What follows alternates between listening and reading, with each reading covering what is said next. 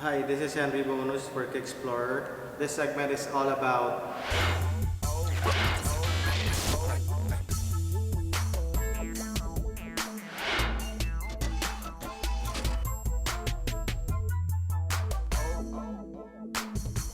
what we do here is we'll be doing legit checks on certain sneakers that are out in the market. Today we'll be doing a legit check with the Kobe 10 Blue Lagoon. As you can see, we have here the box of the Kobe 10 Blue Lagoon. The recent Nike releases does have black boxes that has gold marks on it, like the swoosh, the model of the sneaker. With this one, the Kobe logo is present and Kobe signature. Now here's the pair of the Kobe 10 Blue Lagoon. The material is made out of a lightweight, breathable, seamless textile that resembles the pattern of a shark's fin. The midsole is made of a hybrid lunar lawn and Nike Free technology with zoom air unit at the bottom or at the heel part.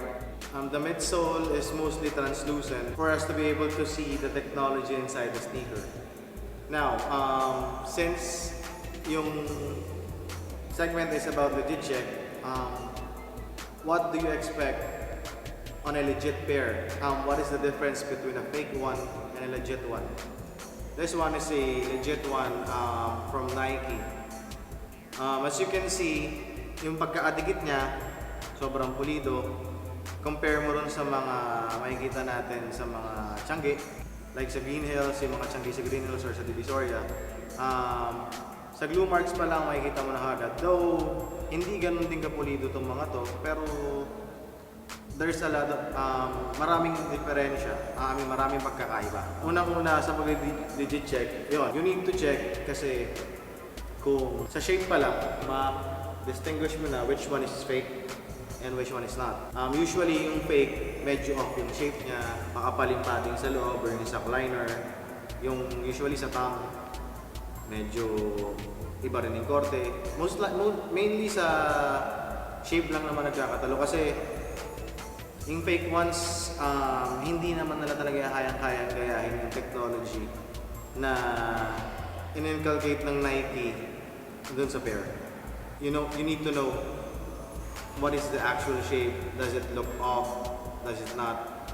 And one more thing, know the colorways of the sneakers that are being released or will be released. Kung ano yung mga gusto nyo bilhin, know the colorways. You can always check online for what colorways ang available ba dun sa mga pares na yun. Like for example, go sa store, you'll see this one. Then online, you saw a pink one. Eh wala pa namang nakaset na ilalabas na pink one. So most likely, that one is fake. Yung mga fake na high quality replicas or what you call perfect replica or yung mga ghost pair kung tawagin natin. Usually yan ilalabas online kasi most of it are not coming from here. Most of it are coming from China or Hong Kong or Vietnam. Most likely, pag inisip mong fake yung site, most likely, fake din yung pairs. So, yun lang yung mga tatandaan nyo in doing a legit check. Shape pa lang, colorway pa lang, kung saan mo pa lang nakuha, may-distinguish mo na, malalaman mo na if it's fake or not. Those are the few basics on doing a legit check. Again, this is Henry Bonus for Legit Check Please of Kicksplorer.